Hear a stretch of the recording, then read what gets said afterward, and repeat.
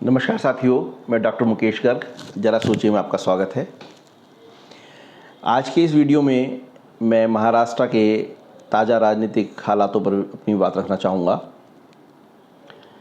महाराष्ट्र के अंदर महाराष्ट्र नवनिर्माण सेना, जिसके प्रमुख जो हैं राज ठाकरे, जो बाला साहब ठाकरे, जिनको हिंदू हृदय सम्राट कहा जाता है महाराष्ट्र के अंदर, उनके भतीजे हैं, वो उसके अध्यक्ष हैं।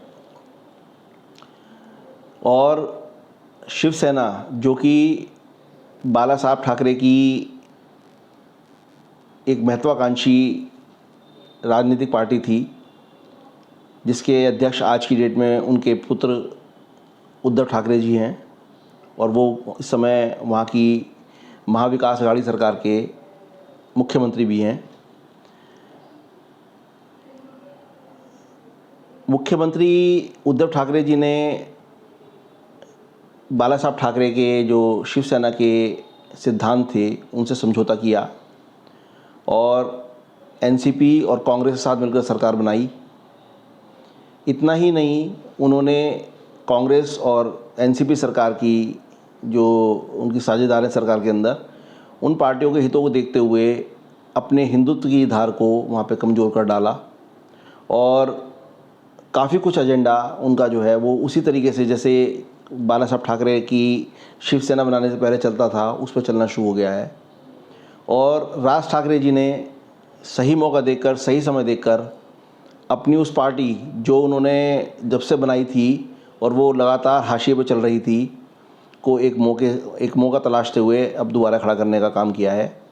और उन्होंने महाराष्ट्र के अंदर जो लाउड स्पीकरों से मस्जिदों में लगाकर 5 समय की अजान दी जाती थी, उस अजान के विरुद्ध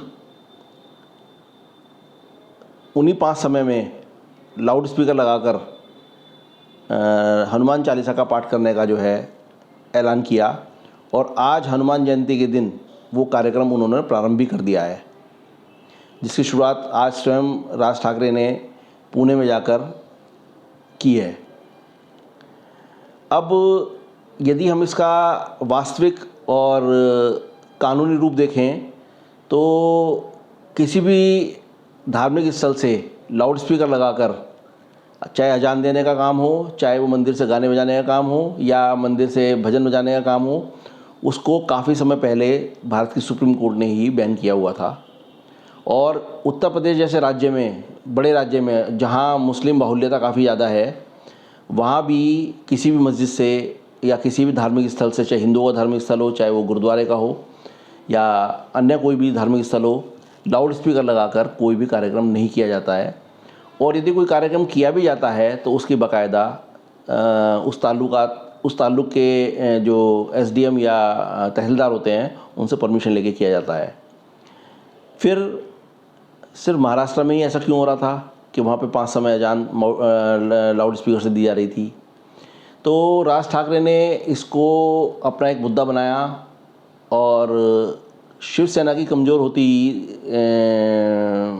हिंदुत्व की धार को जो पैना करने के लिए और अपनी पार्टी को खड़ा करने के लिए उन्होंने ये कार्य किया है। अब शिवसेना की प्रवक्ता और शिवसेना के जो कार्यकर्ता हैं वो ये कह रहे हैं कि भारतीय जनता पार्टी ने, जो कि हाशिए पे आई हुई है सरकार ना बना पाने की वजह से, उन्होंने राज ठाकरे के रूप में एक हिंदूवादी ओवैसी पैदा कर दिया है।